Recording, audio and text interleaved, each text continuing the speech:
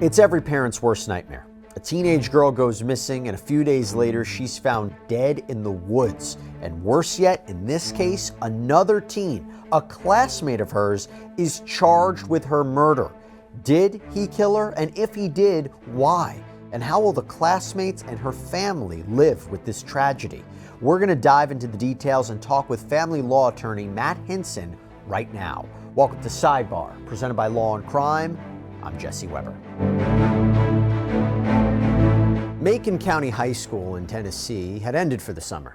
Students were looking forward to kicking back, enjoying their break. But for one 17-year-old and her family and friends, that was not to be. On July 3rd, Trinity Bostic, a girl described as a firecracker, someone who would light up any room she walked into, kind-hearted, smart, someone who had her whole life in front of her, was found dead. Her body was discovered by a Tennessee Department of Transportation worker who was picking up trash along Vietnam Veterans Boulevard in Hendersonville. Her cause of death is still being investigated, but what we do know is that a teenage boy has been arrested in connection with her death, facing a charge of first-degree murder. I'm going to lay out the timeline of events for you as laid out by reporting in this case. So on June 29th, Trinity had done something out of character. Her friend Chloe Redfield remembers, quote, "She actually had texted me that she was running away from home." So Chloe kept trying to call Trinity, but when she didn't answer, Chloe grew suspicious since it wasn't like her friend to just go off the grid. Now, Chloe said she didn't really believe that Trinity had disappeared until the sheriff's office for Macon County came knocking at her door at 10 that night. So the Macon County Sheriff's Department, they had received a runaway report. They traced Trinity's phone to Sumner County, which is about an hour away, and they sent out a bolo be on the lookout. But here's a question. Does any of that make sense? Did Trinity really run away? Her friends described her as someone who was excited about graduating the following year, a smart girl, a hard worker, loving, caring. She enjoyed music, fashion, working on cars with her father at his auto body shop. So why would she just pick up and leave, right? And as we know, her remains are found in a small wooded area near a road. So something's not making sense here about all this. Now, Trinity's friends and family, they're in shock. And you know what also makes this incredibly sad? Is that reportedly this wasn't the first Macon County student to lose their life. No, class president Landon Connor said that in the past 4 years, a student had passed away each year from different causes. In this case, we have a suspect. And as I mentioned, Hendersonville police, they have arrested and charged a 17-year-old classmate of Trinity's. Now, police, they haven't released his identity because he's a minor, but he is being held in Sumner County where Trinity's body was found. Trinity's friend Chloe said that the boy had gone to high school with them. And Landon Connor, again, the class president, said he was in their grade, that he talked to him a couple of times but didn't really know him.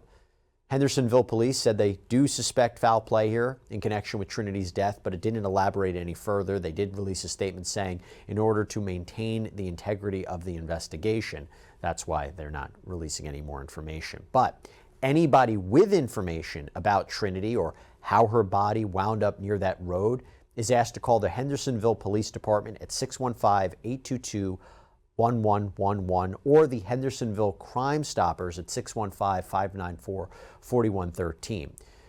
Hey everybody, this episode of Sidebar is sponsored by Truthfinder. It makes sense since we cover a lot of stories where we ask, how well do we really know the people in our lives? It's a scary thing to think about. Well, Truthfinder is a service that can maybe provide you some answers because it's one of the largest public records search services in the United States. You go on their website, truthfinder.com, and you type in a name, and within minutes and a paid subscription purchase, you can access unlimited reports that could include information like phone numbers, location history, criminal and traffic records, including possible arrests and criminal convictions. Also, if you type in an address within the report, it can show you the registered sex offenders that may live in that area, which honestly is just kind of wild to see. So whether it's researching new dates or friends or reconnecting with people, Truthfinder is a great tool to use. And right now, you can get 50% off of your first month of confidential background reports. Just go to truthfinder.com/LC-Sidebar.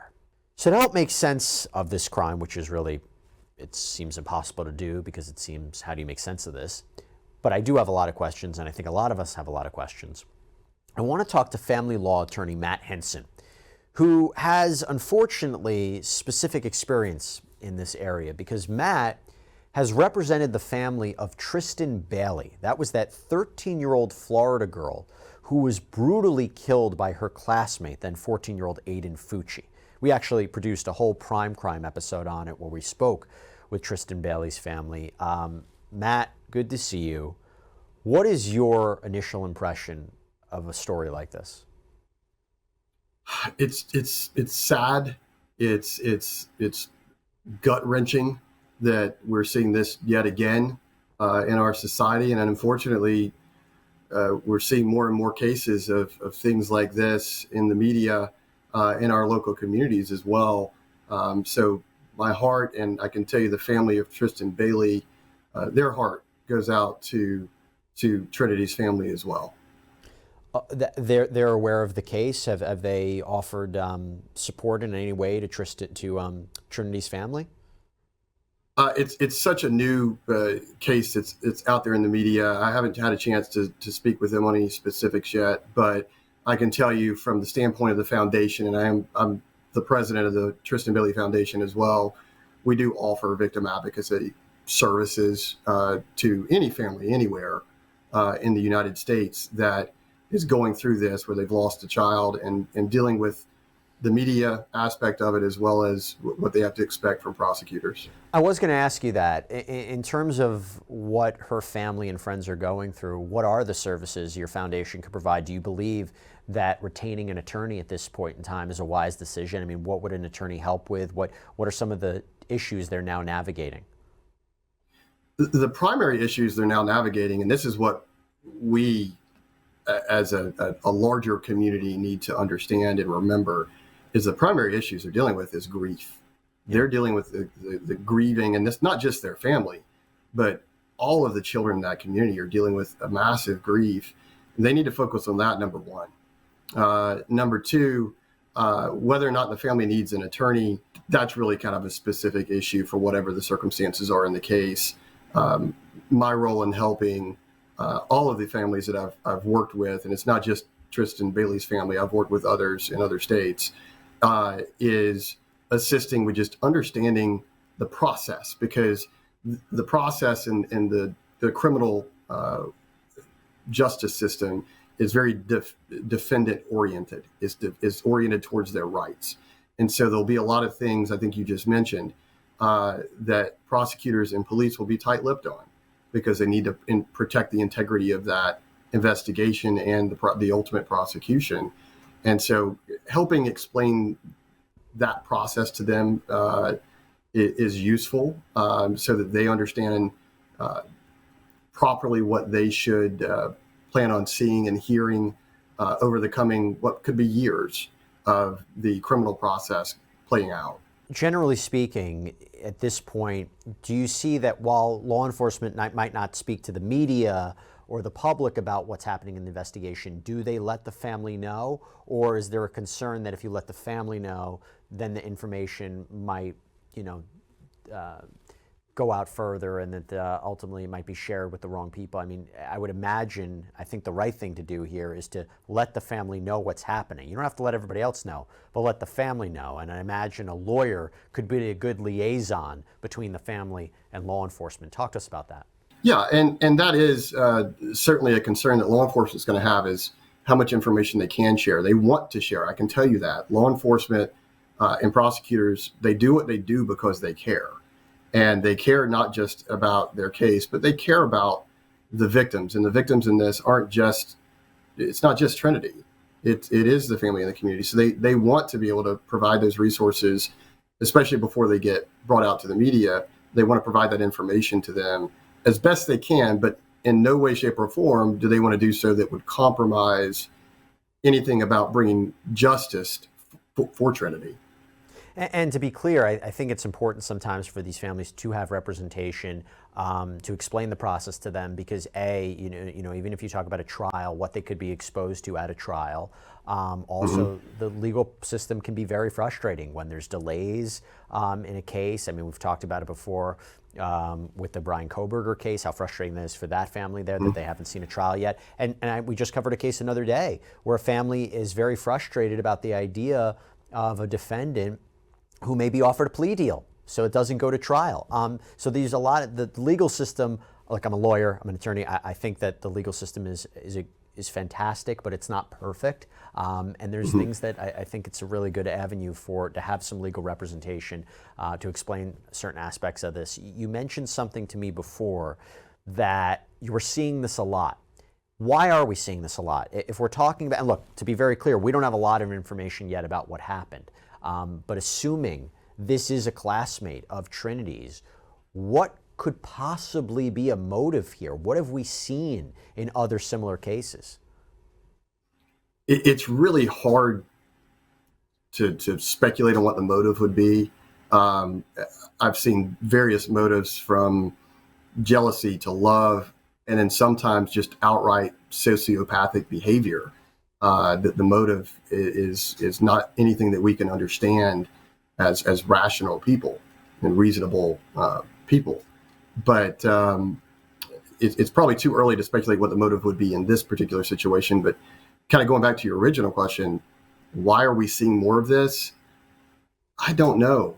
And I think that's a question for psychologists and individuals who are really going to have to be studying what's happening with our youth today, because it's very different than what we've seen before. Let me ask you this question. In the cases that you're seeing across the country, and would you agree with me that we are seeing a higher rate of homicides amongst U.S. teenagers? I think I've seen some statistics to indicate that. What are some of the reasons? Is it a relationship? Is it, two people who are in a relationship, classmates in a relationship? Is it jealousy? Is it something else? I again, we cover a number of different crimes here on our programs.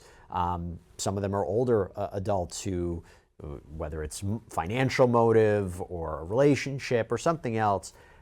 Do we see those kind of similar factors in teen homicides? Because again, it's just really so upsetting and disturbing to hear about. I think we see those similar motives. I think they're a lot more emotionally related in what we're seeing in some of the teen homicides, specifically when it's teen on teen violence. I wish we had an answer, and I'm sure that we can pontificate on this all day, and so can sociologists. But I think, yes, we are seeing more.